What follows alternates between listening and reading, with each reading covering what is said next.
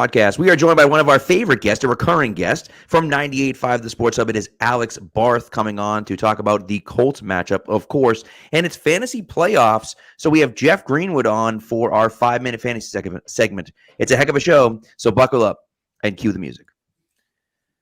Gentlemen, welcome in. Alex, thanks so much for coming through, man. We love having you on, and now we know we are firmly entrenched in the fact that you are at 98.5 and working there and doing a great job. We love having you on, and thank you so much for coming through, man. We appreciate it. Yeah, thanks for having me. I mean, look, this isn't the only time that's happened. It's been 2 years now, and I still get, maybe it's because I do the podcast with Lazar or whatever, I still get tagged at CLNS, but no, I'm at fully entrenched at 98.5, yes. Love it. It's been a while. I've been seeing you an awful lot. Me and Barth, and then our drive back from New York, we stayed on the phone for like 4 hours just to stay awake. So it's good to see his face on the screen, not over phone. So that I can confirm that did happen because I went the wrong way. I'm an idiot. It took me an hour and a half. You still almost got home at the same time as me. I went through like Albany and miserable. I didn't stop. I didn't stop for gas. I didn't stop to eat. I just put the head down and go. Yep. Big J. Talk Big about J's putting their head down. Yeah. Talking about putting their head forward and going. Patriots big matchup this week. I guess initial thoughts, Barth. I think. I don't know. You guys can agree, disagree. This feels like, and I don't want to say the style of play because I think they're a lot different. But this team reminds me a little bit like the Ravens of old, right? Like a team with kind of a scrappy record, kind of fighting within 500, but it's a team that can really beat anybody. They're good up front. Their quarterback's okay, can beat you in some spurts. They got a good power running game, backs that can kind of hurt you in multiple ways. It's not like Harbaugh and Flacco coming into Foxborough, but like it's similar vibe type of game, right? Like you look at the Colts, that's not a 7-6 team. They've won 4 out of 5, 6 of 8. Good team. I think this is a true test. Fully healthy team they're facing too. Yeah, it's funny. I think the Patriots and Colts are in some ways mirror images of each other, and in some ways they're complete opposites. So I think the way the two teams are constructed, they've embraced this new mindset in the NFL that you don't need an elite quarterback to win, right? If you go and get a net neutral quarterback and then invest those draft picks, that money instead in defense and the offensive line and a strong running game, you can contend that way, whether it's the Patriots, the Colts, the Niners, the Ravens, the Titans, right? So they're both built similarly in that sense. They're both teams that play the game very technically sound. Like, I don't know that either of these teams necessarily has the elite star power on their roster. What I mean by that is, they don't have as many household names as maybe a team like the Buffalo Bills, but that old Belichick adage, it's not about collecting talent, it's about building a team. The Patriots, this year's Patriots team, I think really is the true embodiment of that. I think the Colts are very similar versus a team like the Bills. It's just a bunch of talent thrown together. They don't play well situationally. They're not coached well, etc. But so on the surface, they're very similar in that sense. How they go about their business on a play-to-play basis is very different. On the offense, the Patriots are hat on a hat. Colts run more of a zone scheme offensively. Defensively, the Patriots are more about size and strength. The Colts, meanwhile, they're a smaller, quicker defense, but it's that same general idea. And that's why I think, it's a no-brainer. I can come on here and say turnovers are important. That's true any week in the NFL. In any football game, turnovers are important. But it's somehow magnified in this game because both of these teams are where they are because they control the football on offense and they take the football away on defense. So it's funny when you have two teams that are mirrors of each other, you look at what do they each do well. Turnovers are a big part of that. So that turnover point that's emphasized every week, I think gets taken to another level this week. Yeah, and I wanted to ask you about that because Okereke said this week, like, we're going to put the game in Mac's hands and see what he can do, which I don't really know if that's, what they want to do, because when I look at the Colts defense, I think great front seven and a bunch of kind of old guys on the back end that, aren't the players that they once were. Like, they've got Andrew Sendeo playing like 50% of the stuff. Right. That guy stinks. So, if they've got Mac throwing the ball, how do you think the Patriots are going to try to attack them? So I would say he's the worst. I would say Andrew Sendeo or Daniel Sorensen. Who you got? You have to have one. Oh, Sendeo's much worse. I have a personal vendetta, but he's maybe the worst safety of all time. He's just so bad. There's some guy in the chat on me and Lazar show who once a week says the Patriots should trade Kyle Duggar for Daniel Sorensen because Daniel Sorensen's the third best safety in the league. Real brilliant football minds in the YouTube comments. Anyway, I back to your original question. So I actually didn't like, maybe those comments were meant to like call out Mac or diminish Mac. I didn't take them that way. I saw it as more of more telling about the Colts defense than about Mac, because what does the Colts defense do well? Stops the run. They got a great front. So that to me was, we're going to play our game, right? It's really easy, right? If you're talking about a game plan, if an offensive strength is a defensive weakness, if you have a team that can throw the ball against a team that can't stop the pass, well, no duh, we know what the offense is going to do, right? Or like last week with the Bills, right? Patriots' strength is the run. The Bills' weakness defensively is the pass. We all knew it. We didn't think to that extent, but we all knew what they were going to do. There's that luxury doesn't exist this week, right? The Patriots are best at running the ball. Nothing against Mac, but I think, objectively, the Patriots are a better running team than passing team right now. Patriots are better at running the ball. Colts are better up front. Well, so, which side's going to break? Do you want to force your opponent to play to their weakness, even though that means playing to your own? Or do you just continue to play to your strength, even though that's your opponent's strength? And there's no obvious answer to that question. It varies on a game-to-game, potentially even play-to-play basis. But I took what Bobby Okereke said is, we're going to play our game. And our game means Mac Jones has to beat us. So, look, maybe I'm just no fun because it's obviously a ton more entertaining, right, if he's calling out the Patriots rookie quarterback. And I'll play into that. Like, we can have fun with that, certainly. But from an X and O's point of view, I view that comment as, this is what the Colts are going to play their game. They're going to play their defense. They're not going to change things based on what the Patriots do well and don't do well. And that means it's probably on Mac to win the game. And I'd call that a somewhat correct assessment of how the game in theory should play out. Well, and that's what they should do, right? I mean, I feel like, when you look at it, the defenses should be playing. You're coming off a game where they ran 45 times. Like, right. You know what I mean? Yeah. Right. And you would think that the Patriots and Colts will play similarly on defense, where it's stop the run, make the quarterback beat us, right? And can Carson Wentz beat us, right? And I think that's the question. Now, he's played well this year, right? He's got 22 touchdowns and only 5 interceptions. He's got some really bad, historically bad interceptions. One of them, and go ahead. I was just going to say, the Colts have lost every game in which Carson Wentz has turned the ball over. Yeah. So not all, it could be somebody else turning it over, they can win. But if Carson Wentz turns the ball over, the Colts have lost every game this year in that situation. Something to keep in mind. Yeah, and again, it's situation for the Patriots where you look at it and say, okay, you're going to beat us, fine, come beat us, but it's going to be with Carson Wentz and the passing game and Michael Pittman and T.Y. Hilton and everything else. And I don't know if they can necessarily do that. He has been good at protecting the football. He has. I mean, there's no way around that, So. But I do think with Taylor and especially with Patriots, same thing, So I will say the one thing I wanted to ask you about was, I think that the Colts front office has been interesting this year between the Carson Wentz trade, which I thought was bizarre, and now they're going to give up. It's conceivable that they missed the playoffs. They missed the playoffs, and they're giving up a top 20 pick for Carson Wentz, which is not great, and then and not that it really matters, but the Marlon Mack thing was very bizarre to me. Maybe no one wanted him. I don't know. But the guy has 28 carries all year long. He's your fourth running back, and he's just sitting there. Achilles, though. That's what's tough. Which is true. But it's just maybe no one wanted him. I don't know. But it's just he's not playing. I don't understand why they didn't try to move him at the deadline. Maybe they did, and there was no one there. Right. But that was weird to me.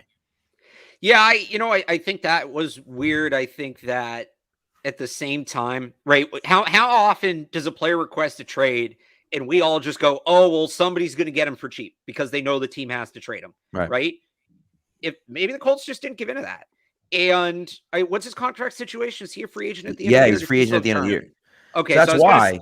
I was going to say, maybe you move him in the offseason, you can get more. Maybe, if you don't think you're going to get any more than a 4th or 5th round pick, take the comp pick and maybe you can work something out with him, right? So that was weird. I don't know. It was the weirdest thing. Yeah, they've made some interesting decisions. I thought the Wentz trade, I actually didn't hate it. I didn't love it because they needed a quarterback. One way or the other, they needed a quarterback, right? And they had made the playoffs with Phillip Rivers. They weren't in a spot where they were going to be able to draft a legitimate option. And their options were move up, in which case you're probably giving up more than you're definitely giving up more than one first round pick. Because they were what, like from 20, where they were. They were like 24. They were 23. 24, yeah, somewhere in the mid 20s. So you're giving up more than one first round pick. You reach on a Kyle Trask or a Kellen Mond, and then you might be right back in the same spot again in a year. Or you wait to take the quarterback until a future year, but they may have looked ahead and realized what this upcoming quarterback class is, which is bad, like historically bad. And in that case, a first round pick, a potential second, it is going to be a first round pick for Carson Wentz. And, they have an intimate knowledge of him with Frank Reich. That to me was, giving up a first round pick is obviously not easy, but in some ways that was the low risk option. That was the lowest risk option of everything they could have done. I think, too, I bring it back to the Sam Bradford trade. And everyone talks about, Bradford got traded for a first-round pick. But Minnesota looked at it and said, we can make the NFC Championship game with a mediocre quarterback. And they were right, by the way. They were right. They just picked the wrong mediocre quarterback. And the next year they did it with another mediocre quarterback and not Sam Bradford. And so, the Colts, who knows, right? They kept lighting a bottle here, and they've been playing well lately. If they win this game and they win a few more, they're in the playoffs, and then who knows what's going to happen. So, so it certainly could work out in their favor. At the beginning of the year, I was like, just bench Carson Wentz. What are you doing? Just don't play him. And then he doesn't get to 75, and it's no big deal, From a game plan perspective, too, I wonder if this Saturday they take a similar approach to what they did with Tennessee, right? Where I think with Tennessee, they were worried about Tannehill from the playoff game, right? They'd load the box, and they got killed on play action and RPOs and stuff like that. I wonder if they take a similar approach to what they did with Tennessee, where they're a little bit more conservative and they might get run on a lot. Because, let's face it, Jonathan Taylor's the best running back in the league, can do a lot, threat with the ball in his hands from inside the tackles, outside, can catch the ball. I wonder if they do that, right? And they say, all right, you can run on us all you want. I don't think you're going to outscore us that way. And let's see what Carson can do. Because I think that's the best way to success. And, I don't want to, limit the Patriots deep, like they're number one defense in the league for a reason. But I think that similar approach might give the Colts some problems. Like they need a lead early in that game if they want to play the football that they want to play. Yeah. Well, I mean, first off, John Taylor's the best healthy running back in the league. Derrick Henry's still on a roster. Derrick Henry, right now, yes. I called that. Whatever that draft was, 1920, where everybody loved Clyde Edwards-Helaire and J.K. Dobbins and whoever. Jonathan Taylor was the running back one in that class. DeAndre Swift. Yeah, exactly. I don't know why there was any, and not to, I think J.K. Dobbins is a decent player, but there shouldn't have been a conversation. It should have been Jonathan Taylor all day. Right. Not that I would have taken him in the first round. As for your other point, I think what part of the reason the Colts are so good is, and again, this goes back to maybe they're not the most raw talented team. They don't have the highest Madden ratings. They're not the sexiest fantasy names, but it's the sum of the parts. They're so good based on their personnel at putting defenses in conflict, because you probably need to be in base to stop the run. But then they have these two good tight ends, not top 5 tight ends, but I like Jack Doyle. I like Mo Alley-Cox, right? They can both beat you, right? So it's okay, fine. Put base on the field. We're going to go play action, and we're going to kill you with these two tight ends. And if we need to, we'll take a shot down the field to Michael Pittman Jr. So I think if you're the Patriots, they are really uniquely built to defend this team, because every team has, not necessarily that level, but every team has the the Dante Hightower and the Juwan Bentleys, those big physical downhill running backs. When they go into those smaller packages, they have true safeties. And the Patriots have these two guys in Kyle Duggar and Adrian Phillips who can defend the run. They can cover like safeties and they can defend the run. And we'll see what they do against the Colts. I'm not saying you put those two guys on the field and you're fine, but I think they're a better fit team to defend the Colts than a team like, for instance, Kansas City, whose third safety is Daniel Sorensen, who's more of, he's and it's not to pick on Daniel Sorensen. The name's just in my head, but is your third safety a box safety? A strong safety, or is your third safety another deep safety, right? If the Patriots' third safety was Miles Bryant, nothing against Miles Bryant, like him as a player. I can't stop the run. Right. I'm not putting him in the box to fight through Quentin Nelson to tackle Jonathan Taylor. It's just not the player he is. I think Adrian Phillips and Kyle Duggar, to an extent, can do that. So when you put those two guys on the field, you're gonna just lower the margin for error for the Colts. they're going to have less margin for error because they can't capitalize on personnel advantages. Now, these are two guys. Duggar's coming off COVID, right? Adrian Phillips seems fine, but it looked scary in Buffalo last week. Was on the injury report all week with that knee injury. So they're two guys that do kind of have question marks on them coming into this game, but I don't know that there's two more important players on the field for the Patriots on the defensive side of the ball this week than Adrian Phillips and Kyle Duggar, because they can take away or at least somewhat dampen the biggest advantage the Colts have strategically when they have the ball. Fun fact about Jonathan Taylor, second in the league in broken tackles. You know who's number one? Derrick Henry. Nope. Damian Harris. It's Nope. Harris or Stevenson. Nope. No, it's Kendrick Bourne, isn't it? No. Running back wise. Oh, running back. It's somebody who is it? Brandon Bolden? Rookie running back Javonte Williams. That's right. How about that I did for us? see that. Where's Yeah, he he can again? make people miss. Denver. Denver. He's going to be real good. Yeah. It's amazing So- that they spent such a high pick on him, and it's like him and Ramondre Stevenson are just the two guys. Like Right. no one talks about any other rookie running back except for People them. I took a lot of heat for that on Monday night, and I did forget because I kind of worded it wrong.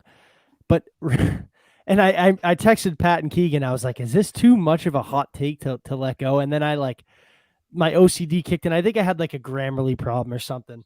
And people were like, "Are you drinking? Like this is crazy." It was Ramondre Stevenson's the best pure runner in the like. If Najee Harris is having a phenomenal year, right? Like Javonte Williams having a little bit better, Khalil Herbert, guys like that, like fantasy wise. Oh, you gave Ramondre Stevenson, Najee Harris's workload.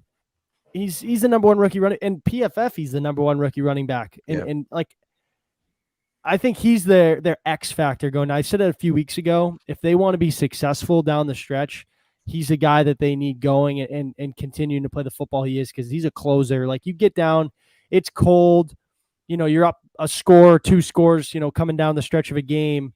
That's a guy you want running the football. He said, knock on wood, he's been holding on to it since the problems early in the year, and that's a bruiser who's gonna beat down defenses, when they're tired and the cold down the stretch. I think that's or I'm off on a tangent, but Ramondre Stevenson's a dog. No, but you're right. Like I just feel like those and the Patriots are uniquely equipped, I think, too, because it's not just the Jonathan Taylor show. It's not just the Derrick Henry show. Oh my God, Derrick Henry's out, we're screwed. They have two guys. And Denver's kind of built the same way. I don't trust Denver's quarterback nearly as much, nor their defense, but like they're built the same way with Gordon and Williams that the Patriots are, because you have Harris and Stevenson. And what they've been doing a lot is just switching drives. Okay, you take this drive. Okay, you take that drive. You take this drive. And they've just been switching them off, and it's been working. The best part about that too is you hear both of them talk, and it's like, I mean, obviously Ramondre is pretty soft spoken, and that doesn't seem like a guy who's starting to feel himself a little bit. He had a quote today. Damian's where a he very was like, outspoken guy. He's like the best guy to talk to hear, his press conferences. I just think he's super honest. Those two guys are happy for each other. Like there's no like, you get a lot of running backs in the league. I think a lot of them are divas, right? Like I don't think a lot of them would have an issue with kind of the split workload, but I think what they got going is working, and I think that's their X factor down the stretch. So I think too what a lot of people miss, because there's a lot of Patriots fans who, why isn't there more Ramondre Stevenson? He's running so well. And you kind of touched on it there.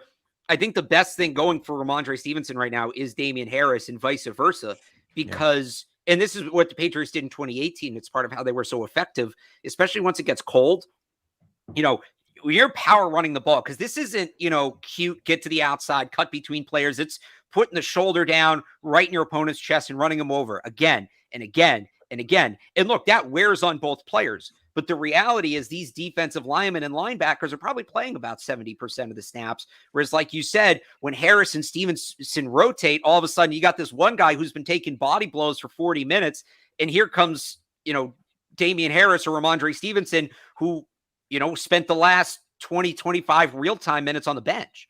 So being able to keep those guys fresh and alternate them makes them better, because they're playing fresher than their opponents. So the people who say, oh, well, they just need to start giving more carries to Ramondre Stevenson, they just need to start giving more carries to Damian Harris. I think there's certain games where maybe you can game plan styles versus specific opponents, but for the most part, a 50-50 split here really helps both players. It really does, because it keeps them fresh. So again, I don't know, you talk about if you gave Ramondre Stevenson, Najee Harris's workload. I don't know that entirely works, because how's that going to wear on him? I think part of it, not to take anything away from him, but I think the limited workload for both guys has helped each one play better. And again, like you said, they recognize that and they've bought into it. There's an understanding that that's for the better for the whole of the team. Whereas I don't know that every guy in the league would do that. I don't know that every guy in the league would say, yeah, I'll split my carries 50-50 with a rookie, or I'll split my carries 50-50 even when I'm clearly running better. Or wide receivers, yeah, I'll go out and block and block and block again. This team has so much buy-in, and that's been a big part of it too. I think something that's been lost too is like Harris hasn't finished, every game this year. He got knocked out of 2 or 3 games and last year too. Yeah, and so like Belichick and Fears, whoever's making that call, their hand has been forced a little bit where it's like, it's not that we want Ramondre to come in and give Harris some reprieve. It's we have no choice. He's in the locker room right now because he's got a hamstring or a hip or something. And then this guy comes in and he's been good. I don't know if it's so much like we see something and we want him out there. It's just we had to throw him out there and he's been running great. Not so much like a choice, but they had to do it and it worked out. I would counter that with look at the Bills game. Is it, the hand has been forced, or is it having Ramondre Stevenson has allowed them to be more careful with Damian Harris and prevent, right? Because it's been little things. It's a hamstring, it's a knee, gets his wind knocked out, right? Have stuff the guys play through. Right, exactly. Yeah. So I'm not saying what you're saying is entirely wrong. Like he left some games. He left the Carolina game. He had a concussion. But at the same time, I also think there's this knowledge of, all right, this guy's been banged up. Let's lessen the workload. Let's keep him healthy. Because again, 2 is better than 1. Like I think the bell cow back concept outside of Derrick Henry just isn't realistic. Look at what's happened in Carolina. Christian McCaffrey, as talented as he is not built for that. So I think Ramondre Stevenson has allowed them to manage Damian Harris a little bit more and keep him healthy and keep him fresh and keep him as a weapon in the offense here down the stretch. So when you've seen, go ahead. Just real quick, like Nick Chubb, his numbers and his effectiveness, it fluctuates when Hunt's in there or when he's not. So yeah, I definitely see that. Like with 2 minutes left and a half, you're comfortable sending Harris to the locker room to get treatment when you've got this guy where you're right. Maybe you wouldn't be if he wasn't who he is. Exactly. Right. So now, as it relates to Saturday's game, do you see them trying to kind of establish the run? Because that's what they've done, right?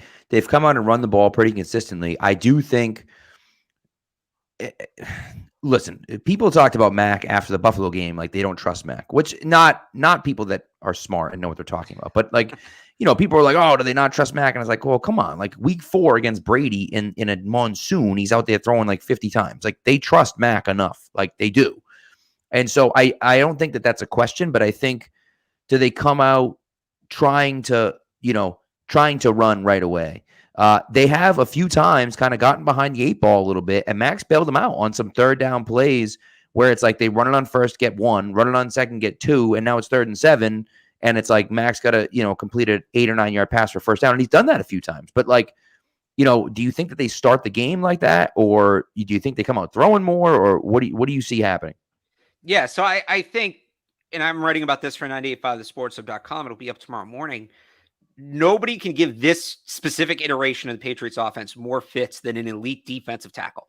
And we saw it with Jeffrey Simons in Tennessee, right? And that was objectively the Patriots' worst rushing performance of the year. They kind of got it going in the 4th quarter, but the game was out of hand at that point. For the first 15 minutes, they really didn't have anything on the ground. And even though they ended up winning the game, I think it probably took them a little longer than it should have to recognize that the passing game was going to need to be more of a part of the game plan. And they generally learn from things like that. So against DeForest Buckner this week, and against Darius Leonard, who's really good against the run as well, I wouldn't be surprised if they test those guys early. And if they come out and they say, okay, how much can the run truly be a factor for us in this game? And if they find it can be a factor, they roll with it. If not, they kind of go more to Mac, but I think they can't wait. They can't wait until like the 2nd quarter to figure that out. They don't have that margin for error that they had against Tennessee, because I think the Colts will be more proactive on the offensive side of the ball than Tennessee was, or even Cleveland was, because they had similar problems in that Cleveland game. So yeah, I do think they come out and they run the ball a good amount. The question is, which back is it? Because Damian Harris is dealing with the hamstring. And Ramondre Stevenson, I know he hasn't fumbled in a bit, but he is a rookie and he has had ball security issues. I sneaky wonder if this is a Brandon Bolden game. I wouldn't be surprised if they run the ball early, and you're seeing some Brandon Bolden.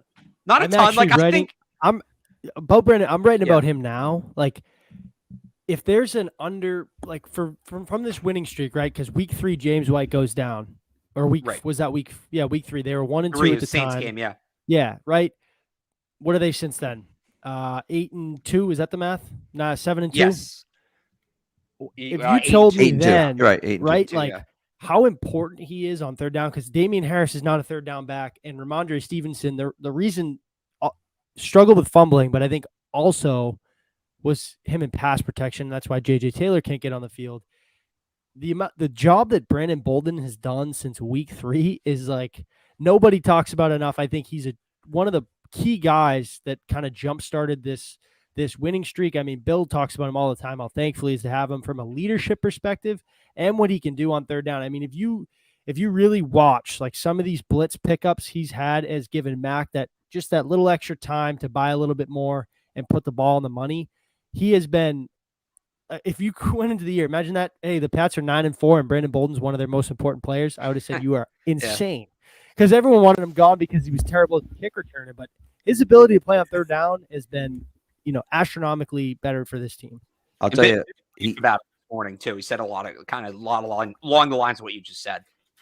He deserves. I owe him multiple apologies. I still say he should never be anywhere near a kick return, but I owe him significant amounts of apologies for what I said about him during. I feel like that's a little bit of charity too. When they were throwing him back there, they're like, "You've been here 8 years. Right. Let's get the ball in your hands." Like he wasn't playing on offense at that point. It was like, have the ball, take it out 9 yards deep.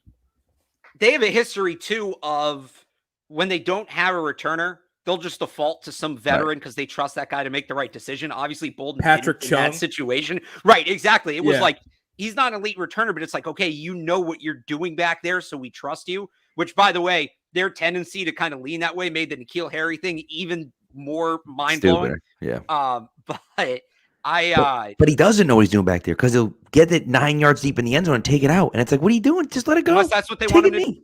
I guess. That's what they're telling them. They've gotten super aggressive on those plays. There was a point last year. Yeah. I haven't run these numbers this year because it hasn't been as bad, but there was a point last year in the season. I calculated, when they ran the ball out, how many yards did they lose versus if they had just taken the touchback? And it was around November, and they had lost like 80 yards of field position over the course of the season. That was Olszewski. And then when Dante Moncrief came in and they made the switch. Right. Well, and Gunner too. It was Olszewski, and Duggar. Duggar was returning kicks at that point too. Yep. And which is wild. They were running. It was like these two rookies are running everything out, and they're losing all these yards. And like, what is happening? Let me ask you. I have a cockamamie idea here. Okay. Love Belichick, as we all know, right? Belichick is always bucks the trend, right? The NFL zigs, he zags, right? One of the biggest complaints that I've had, and we've all had about him really since 2019, is that he's just so conservative on fourth down. It drives me insane. He's at the 50-yard line, 4th and 1, and he punts it. And you're like, what the hell are you doing? My question to you, and it sounds crazy, but my question to you is, the NFL, the league itself, has swung completely in the other direction, right? He used to be super aggressive when nobody was aggressive. He used to be super aggressive. Now everyone else is aggressive and he is conservative. Do you think that he's trying to play off of something that, like, he's like, well, there's inefficiency in the market, so, to use the cap speak that people use about this offseason, that he is kind of intentionally doing this because everyone's swung the other way, that he's swinging back the other way and saying, well, this might give me a benefit because everyone's being so aggressive? So, all right, there's a couple ways to answer this question. In regards to analytics, and I'm very notably not an analytics person, very anti-analytics. If analytics work best if both teams are using them, right? If both teams are following the spreadsheet, then the results are going to work better because that's what the analytics are based on, right? They have to evaluate both teams, so that's what they do. If it's like if two people are playing a game, if they're both playing by the same rules, they both have an even chance to win the game. If they're playing by different rules, one person's rules are probably going to give them the advantage. So I think some of it probably is Belichick recognizing that he knows what everybody's going to do. He's a step ahead because these coaches aren't making the decisions on their own. They're making them off a chart. Belichick has the chart. He essentially knows what the other team's decision-making process is, and he can be a step ahead. And I think countering aggressive play calling and aggressive decision-making by being conservative, I mean, there's evidence to support that that's the best. You don't counter aggression with aggression. If you counter aggression by being conservative, it'll help you out, because the thing about playing aggressive is it's high risk, high reward. Yeah. And you're not going to hit that objective every time. Bill feels like if he hits his objectives more often than not, it'll give him a good chance to win the game. I think the other element of it, specifically in regard to going with it on fourth down, when people look at the analytics, right, and they look at it and they say, oh, well, you had a 40% chance of winning the game if you punt versus a 70% chance of winning the game if you convert. Well, okay. Like, that's how the analytics read. Okay, what are the chances you actually convert? Because those, like, the 70% doesn't represent if you go for it. The 70% represents if you convert. And I know some people do it with the if you convert number, but again, that number is not perfect because there's too many and I know people say, oh, it accounts for this and that and that. It doesn't account for everything. It can't. Football is too different on a play-by-play, game-by-game basis to do that. And I think Bill looked at it early in the year and didn't believe he could convert, right? And if you go for it and don't convert, congratulations, you followed the math. Awesome. Round of applause. You're still going to lose the game. And I wonder if Bill looked at it and said, I have more confidence in my defense making this stop than I do in the offense picking this up. That's what people forget. They think, oh, he's just being conservative. He's going against the math. He might just trust the defense. That's what I think happened in Buffalo. It wasn't that he didn't trust Mac. I think if you want to take anything away from that game, it was two things. It showed you what he really thought of the Bills offense and Sean McDermott, and it showed you what he really thought of that defense. So that, to me, is what some of the conservative decision-making was early in the year. I didn't take it as, oh, he's being, like, people are like, oh, he's being conservative for the sake of being conservative. I don't think that's what it was. I think he trusted his defense better than the offense because he saw what the defense truly was, even if they weren't playing up to that potential early in the year. And I don't think he trusted the offense at that point when they were having all those offensive line issues to pick up 2 yards on 4th and 2 or 3 yards on 4th and 3. And frankly, I wouldn't blame him for that. So, this is what happens when you get me going on analytics. You get a 10-minute answer because it just my hatred burns so deep. But I don't fault him for the conservativeness because I think you can defend the majority of those decisions when you take the analytics numbers out of them and just look at them objectively. When I think too, like anyone that says Bill is an analytic, I was listening to Ted Johnson on Phil Perry's podcast today. He's talking about how way back in 2001, Bill was talking about analytics and writing, bringing in stats, from an analytic website and everything like that. So I think Bill does look at the numbers. That's why I feel like if he's looking at the numbers, then it's like, hey, he is looking at the numbers, but he's intentionally going against them. And I was like, well, maybe it's because everyone's being aggressive. So like, the response to everyone being aggressive is to be conservative, and then it screws up what they're trying to do. The other part of it too, so I wonder if he's looking at the numbers just to see what everybody else is doing. And he told us a couple of years ago, somebody asked him if he used analytics, and he said, or it was what percent of your decisions are based on analytics? He said less than 0. And I think, so basically, ultimately what analytics are, what they bubble down to, right? It's based off historical context. What should you do in this situation? And I think for younger coaches, that's a nice thing to have. I think for Bill Belichick, who's been a part of this league for more than half of its existence, I don't think he needs that because I think he's lived so much of it, right? That and there's stories about him and this Ernie Adams is a part of this too, where Ernie Adams would call down, and this was like 2010, 2011, Ernie Adams would call down and be like, yeah, remember that game, Giants versus Eagles in 1987, week 12 or whatever? And they would just both know it.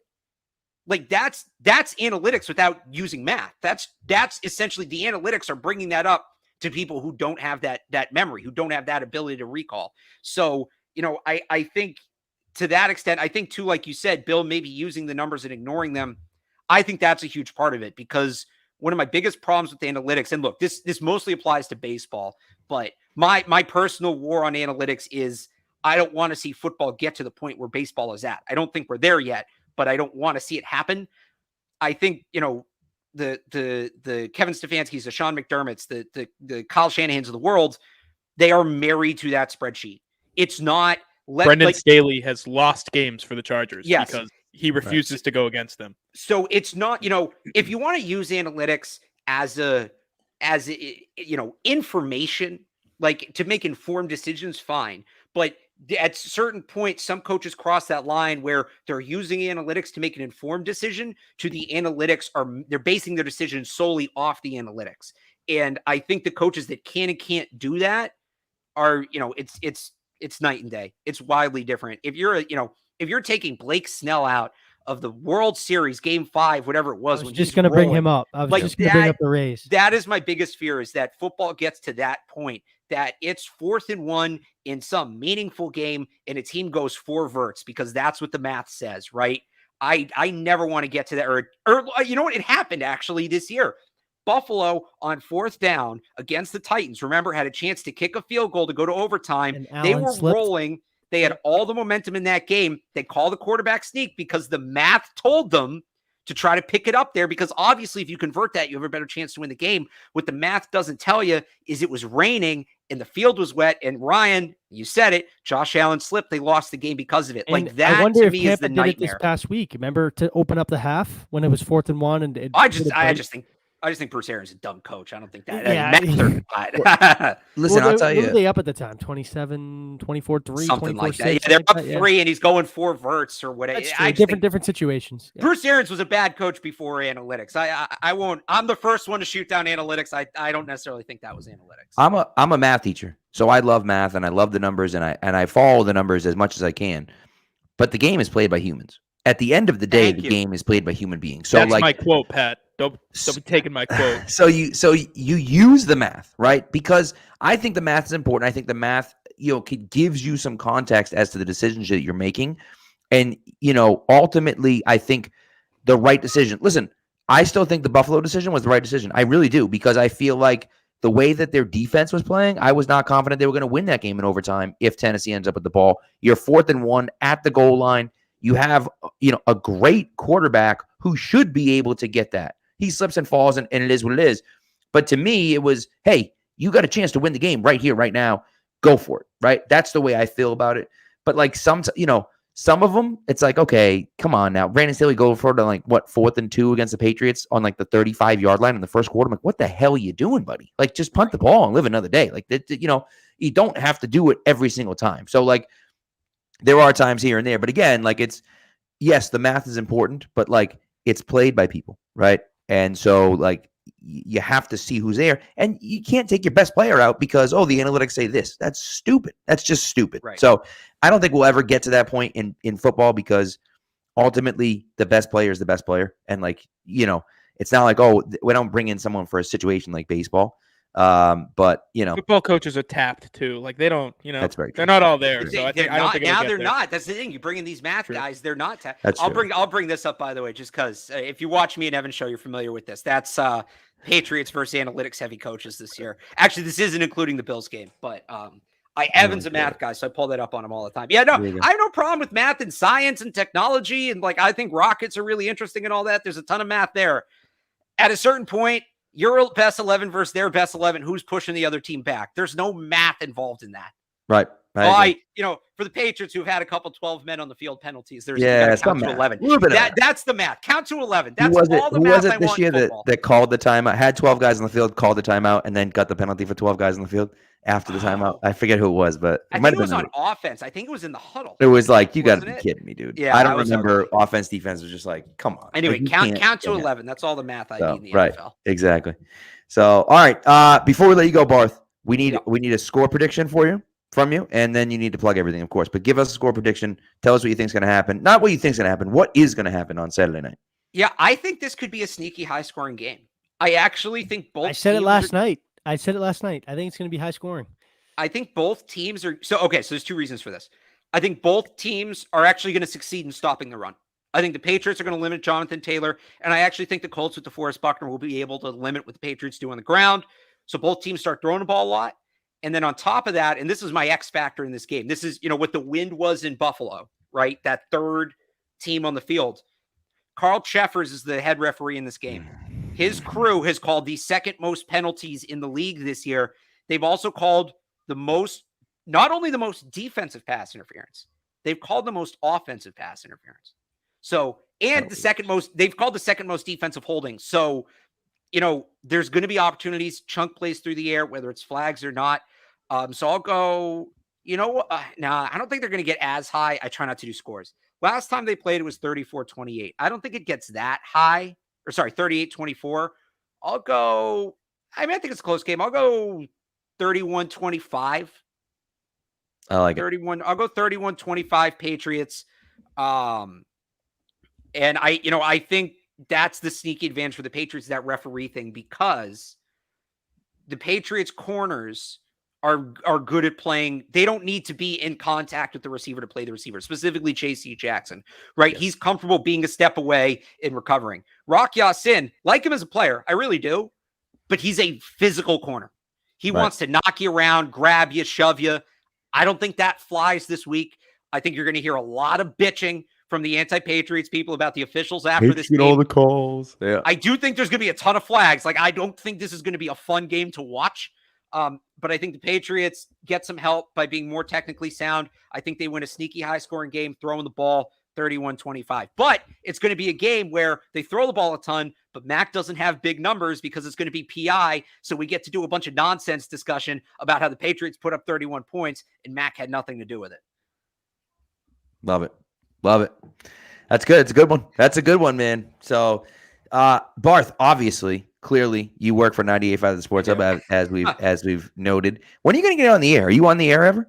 Yeah. So I'm on 2 to 6. He's on sometimes. I hear him. Yeah. I'm normally on with Touch and Rich Monday mornings. I do a spot with them. Sometimes I'm on with Gasper and Murray, but I will be on like 4 hours. I will be in the two chair Monday and Tuesday, the week after the Bills game. I'll be in for Toucher and Rich. Let's go. Thursday night for Adam Jones with Ty Anderson. And then I will be in Sunday, New Year's Day, 4:30 to 6 p.m. So maybe we'll talk some college football. Good for you. So we love it. That's big awesome. things. Big things. I'll be on a bit coming up. Long time coming for you, brother. We're gonna hype Jags week, baby, all week. Let's do it. I'm so pissed. Urban Meyer didn't. I was just gonna say, my buddies in our group text today was like, I am so mad Belichick can't slap around Urban on week 17 and just coach a circle. Like, that game would have been, and it's still going to be a joke, but like, it just would have been awesome. I cannot stand that guy. I'm so happy. I'll tell you what, though, that 50-yard handshake at the end of the game, Darrell Bevell, the Seahawks offensive coordinator for 2014, might be a little contentious over there, man. Meanwhile. Trevor Lawrence today said he'd never seen Die Hard. Yeah, even without Urban Meyer, the Jags are still an embarrassment. Terrible stuff. Who could have ever predicted Urban Meyer being a flaming disaster? Right. That's the craziest part about it, is as nonsense as everything was, I think it was exactly what we all expected. Right. Yeah. No, it 100% was. Everybody, I don't know who said it, but he is a perfect, he was in college, he was a perfect CEO. He had a great staff around him. I don't think he knows anything about football. No. And in college, he knew how to recruit. He was probably slipping some payments under the table. And Keegan, I don't know how you feel because you're the Ohio State guy, but I hated him my entire life. I was such a slug. The day they had Ryan Day introduced, I was ecstatic. Manchester, New Hampshire, born and raised, Ryan Day. I can't wait. I'll give you two things that are on the way. First off, Andre Sisco is going to be a Pro Bowler. Andre Sisco, who Urban Meyer refused to play for 13 weeks. And by the way, I think he's playing more. Isn't he playing more?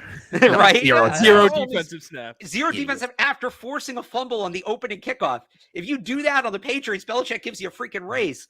I think Andre Sisco will be a Pro Bowler. He's a good player. I like him during the draft. And I cannot wait for the Jags to hire Dabo Sweeney, and we get to do this all again next year. Because if you think like Urban Meyer, bad football coach, questionable human being, the only person who might top him is and be more out of touch is Dabo Sweeney.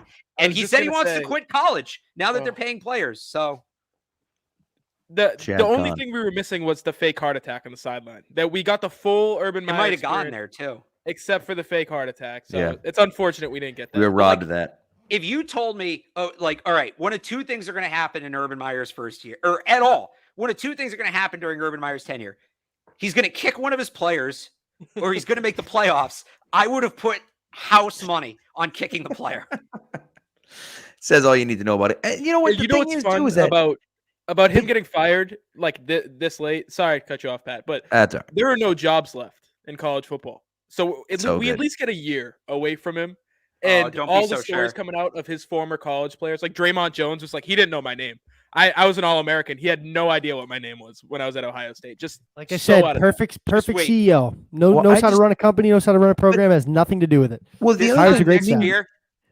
This What'd time you next say? year, Urban Meyer will be the head coach at the University of Texas. Ugh. Just wait. but this is my thing, right? That's You a- drafted that's the guy, insane. the can't miss prospect, the biggest can't miss prospect since Andrew Luck, maybe even before that. And the guy you got to like bring him in was Right. freaking Urban Meyer. What the hell? the You guy do? who historically You knew who you were getting. cannot coach quarterbacks. Oh, has Yeah. so never had stupid. a That's a quality job. That's a quarterback. job that's like as bad as Jacksonville is, and I know we're going off here, but like you have a ton of cap space. You have a franchise Lord. quarterback Right. who's going to be very good. His numbers are. He's had no structure. The worst environment of Right. maybe Zach Wilson's is even better, and you can make an argument for Trevor Lawrence. And they got a ton of cap space. Top pick. It's not that bad of a job to take as long as you have the security. Like Urban Meyer said, what was it, a 5-year deal? Like they probably gave it like, hey, this isn't going to be turned around overnight. We know it's going to take time, and you get canned after 13 games. Brutal. That's But how they- bad he was. Prior to him, like they give people time. What was it? It was 4 years for both of the two previous coaches under Khan. Maroney Like, and then the other, I forget the other one. they give people it's bad. Gus Bradley, right? So Yeah, Gus Bradley. they Yeah. give people time. So maybe somebody's going to get some time and at least All get right, the we gotta move on. We gotta All right, sorry. Barth, get the hell out of here because we no. right. Thanks for coming by. We appreciate it, man. Appreciate it, Barth. Looking forward to listening to you on the radio too. That'd be fun. Yeah, for sure. I appreciate We'll it. be Give us a tuning in. call. Maybe we'll call in. I'll call in as like Call in. Ooh, yeah, Gabe like that. from Burlington and do a There funny you go. radio voice, and you'll know it's me. There you go. All right. Have a good one, Take guys. care, Thanks All for right, having bud. me. We'll see you, man. All right. So we are going to get into our 5-minute fantasy segment. Keegan's got to go in a few minutes, so we're going to pull up Jeff Greenwood. Listen, Jeff's I got coming on the questions show. this week.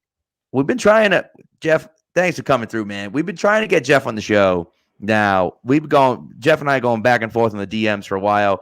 He is, host of the Tackle Guys, Tackle Dummies podcast, which, first round buy in the listen to league, no big deal, just whatever. But also a writer for fantasy footballers, no big deal. Just a guy out there killing it, doing his thing. Patriots fan as well. So thanks for coming on, Jeff. We're so happy that you're here, and I'm glad that we're able to make the timing work. Yeah, absolutely. Thanks for having me on, guys. Looking forward to it. Yeah, of course. So I'm just gonna say I'm not being rude. My only league, my big league, I had to win one game out of my last 3 to make the playoffs. I lost all 3. I have no questions. I'm fantasies in my rear view mirror for the rest of this year. he's boycotting. Understandable. Boycotting. So, all right. So here's how it works. Those of you that haven't listened in before, it's a 5-minute fantasy segment. Here's what I'm gonna do. I'm gonna set the timer for 5 minutes. I'm gonna ask the first question to Jeff. Or Keegan, do you have a question? I got one. All right. So Keegan's gonna ask the first question to Jeff. When he finishes asking, Family Feud style, when he finishes asking the question, I'm gonna hit the 5-minute timer. Jeff will have 5 minutes to answer as many questions as possible. If you have questions, write them in the chat. But he'll have 5 minutes to talk about things, answer any questions, and then the timer goes off, and boom, we're done. Okay. So Keegan, go.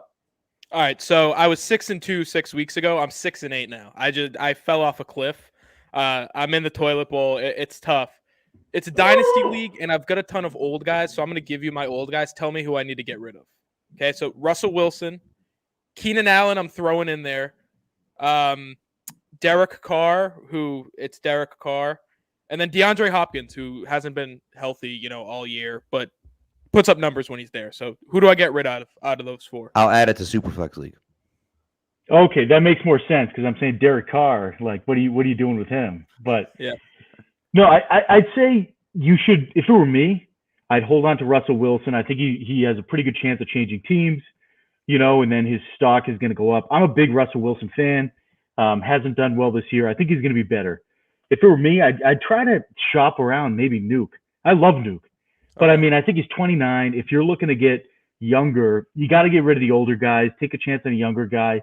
Go after Jalen Waddle, something like that. He just got put on injured reserve for COVID. So if you can trade him to a playoff team now, and get a younger player like that and some rookie picks, I'd make that move. I'm in one rebuild myself, and it's tough to commit, but sometimes you got to play for like 2 years in advance type thing. I like it. I like it. All right. So Antonio Gibson this year with Washington's like entire offensive line out. I think I saw that their like fourth string center who's starting, I guess also was a plus size male model. I don't know if that's like actually true or someone was making a joke or not. But I feel like it's true. I want it to be true. So it's true. Are you starting Antonio Gibson this week, or are you putting someone like I have Henderson and Melvin Gordon underneath him? Are you playing one of those guys over Gibson, just kind of that level, or are you just rolling with Gibson anyways? I'd go with both of those guys. If Henderson starts, I'm going to go with Henderson. I think Sony Michel, obviously being a Pats fan too, it's good to see him see success, but he's been valuable as a fantasy player if Henderson's out. If Henderson's in, I'm going Henderson. Melvin Gordon's been a stud. Javonte Williams, a young guy, he's looking better on the field, but Gordon's no, slouch.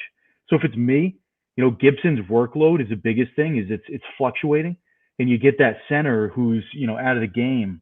I'm not going to trust him. So if it's me, I'm going Gordon above. Would you do craziness and start both Gordon and Javonte Williams? Well, who does Denver play this week? I forget. Denver plays Cincinnati. Okay. If it's me, like if you're in the playoffs, right? Yes, sir.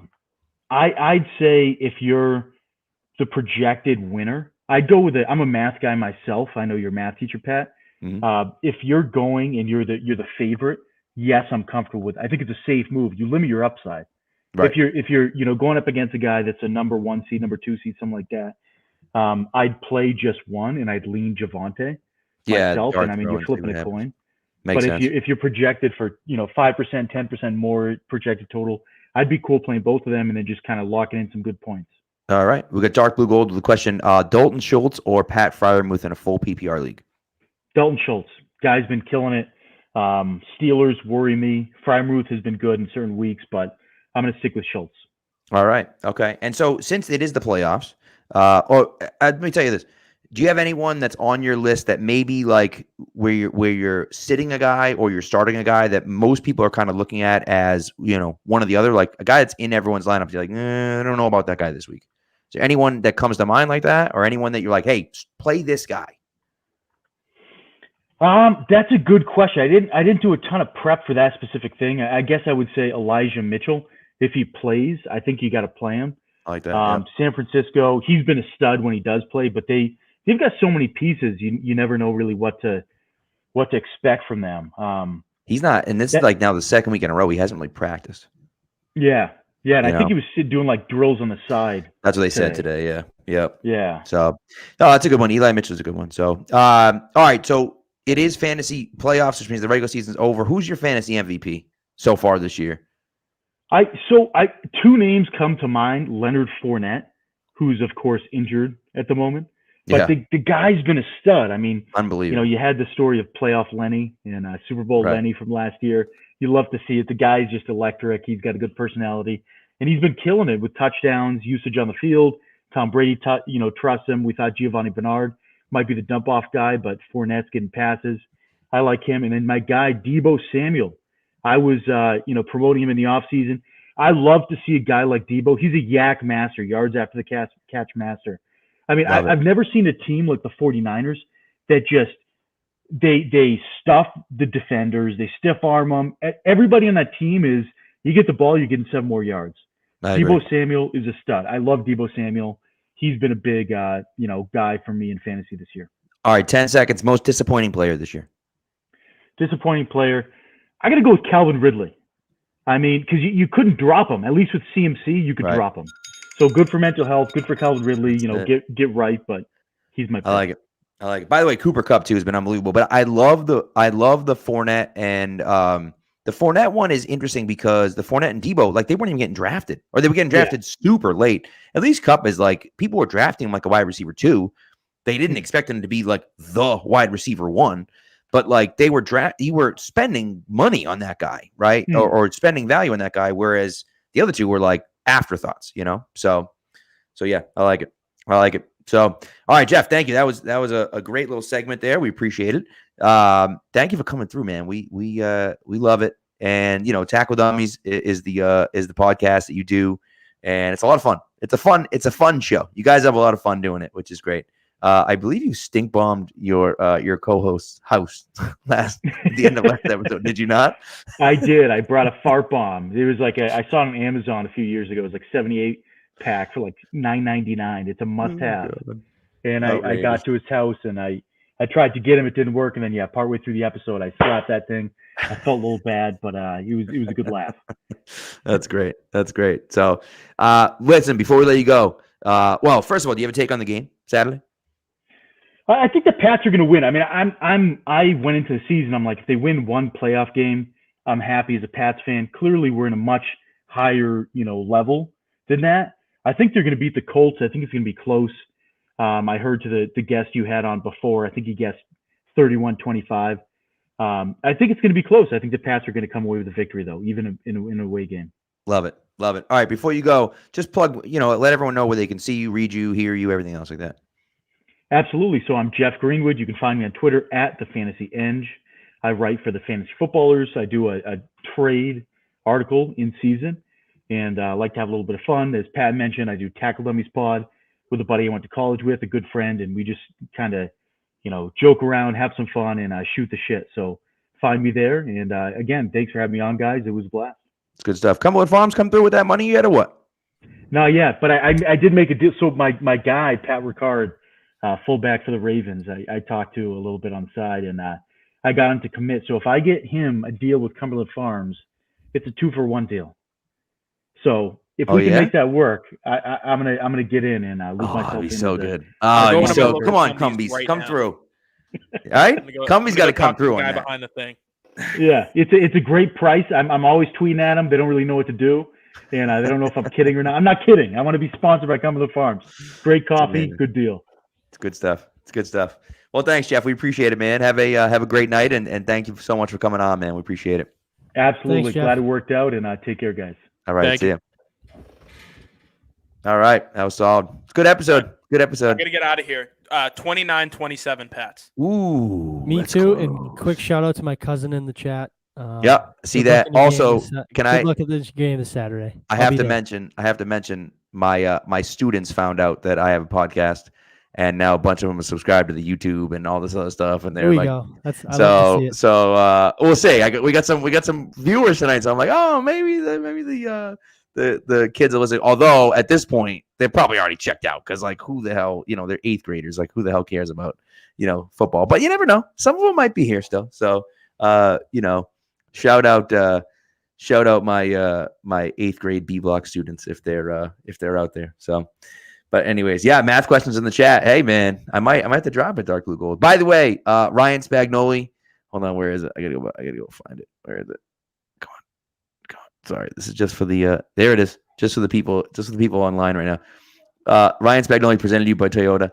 I saw that. I didn't know what he was talking about, and then I saw. I was like, oh, that's funny. It was great. Yeah. So, but anyways, thanks for coming through, guys. We appreciate it.